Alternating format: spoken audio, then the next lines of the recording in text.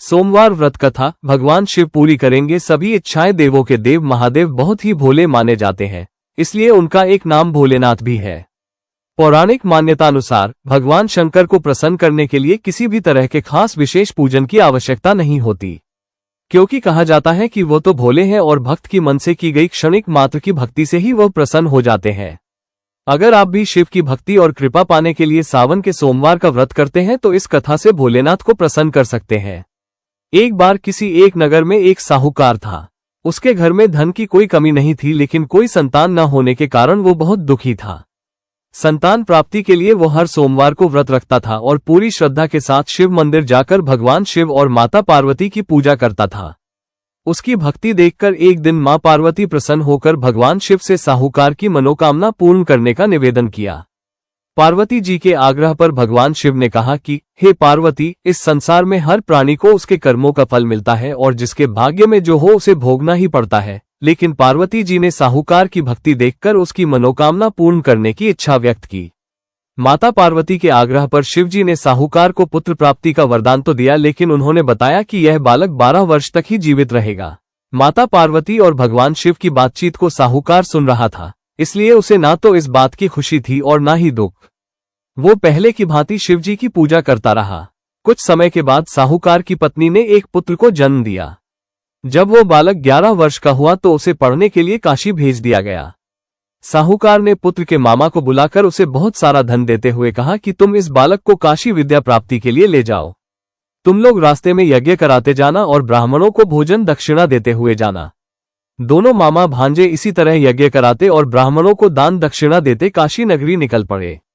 इस दौरान रात में एक नगर पड़ा जहां नगर के राजा की कन्या का विवाह था, लेकिन जिस राजकुमार से उसका विवाह होने वाला था वो एक आंख से काना था।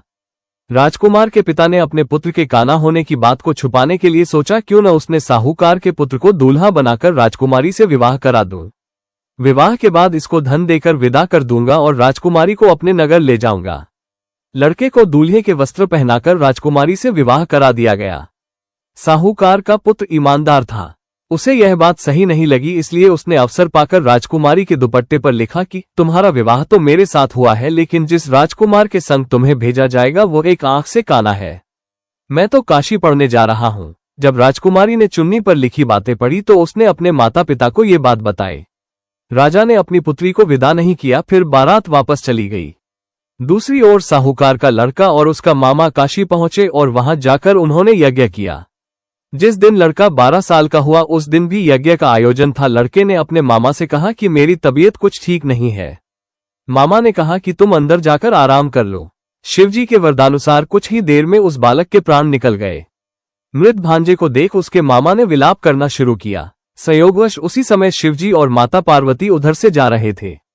पार्वती माता ने भोलेनाथ से कहा, स्वामी, मुझे इसके रोने के स्वर सहन नहीं हो रहा, आप इस व्यक्ति के कष्ट को अवश्य दूर करें। जब शिवजी मृत बालक के समीप गए तो वह बोले कि यह उसी साहूकार का पुत्र है जिसे मैंने 12 वर्ष की आयु का वरदान दिया था। अब इसकी आयु पूरी हो चुकी है। लेकिन मातृभाव से विभोर माता पार्वती ने कहा कि हे महादेव, आप इस बालक को और आयु देने की कृपा करें, अन्यथा इसके वियोग में इसके माता पिता भी तड़प तड़प कर मर जाएंगे।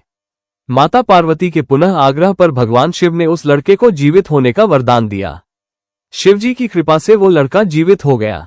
शिक्षा पूरी करके लड़का मामा के साथ अपने नगर की ओर वापस चल दिया। दोनों चलते हुए उसी नगर में पहुंचे जहां उसका विवाह हुआ था। उस नगर में भी उन्होंने यज्ञ का आयोजन किया।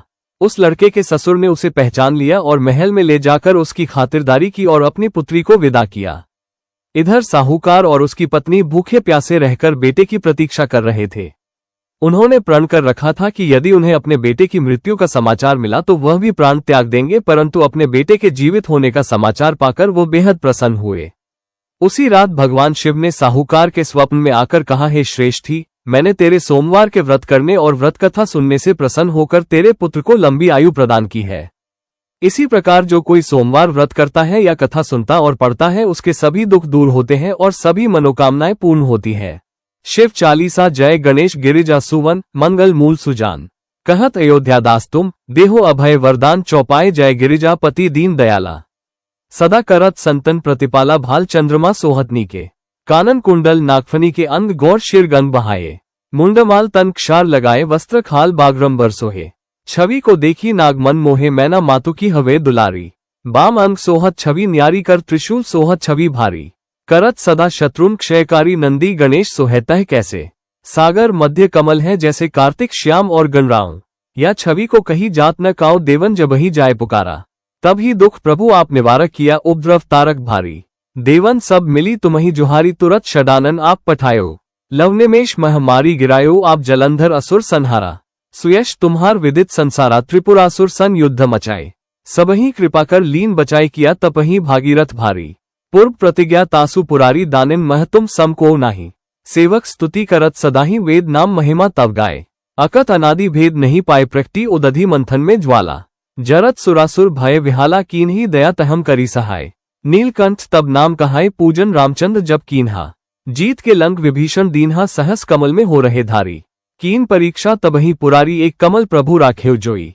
कमल नयन पूजन चाह सोई कठिन भक्ति देखी प्रभु शंकर। भय प्रसन्न दिए इच्छित वर जय जय जय अनंत अविनाशी। करत कृपा सबके घटवासी दुष्ट सकल नित मोही सतावे। भ्रमत रहो मोही चैन न आवे त्राही त्राही मैं नाथ पुकारो। यही अवसर मोही आन उबारो ले त्रिशूल शत्रुन को मारो। संकट से मोही आन उबारो मात पिता भ्राता सब होई। संकट में पूछता नहीं कोई स्वामी एक है आस तुम्हारी। आए हरहु मम संकट भारी धन निर्धन को देत सदाही। जो कोई जांचे सो पल पाही अस्तुति के ही विधि करे तुम्हारी। क्षमहु नाथ अब चूक हमारी शंकर हो संकट के नाशन। मंगल कारण विघ्न विनाशन योगी यति मुनि ध्यान लगावे। शारद नारद शीश नवावे नमो नमो जय नमः शिवाय। सुर ब्रह्मादिक पार न पाए जो ये पाठ करे मन लाए। ता पर होत है शंभु सहाय ऋणिय जो कोई हो अधिकारी। पाठ करे सो पावनहारी पुत्रहीन कर इच्छा जोई। निश्चय शिव प्रसाद तेही होई पंडित त्रयोदशी को लावे। ध्यान पूर्वक होम करावे त्रयोदशी व्रत करे हमेशा। ताके तन नहीं रहे कलेशा धूप दीप नैवेद्य चढ़ावे।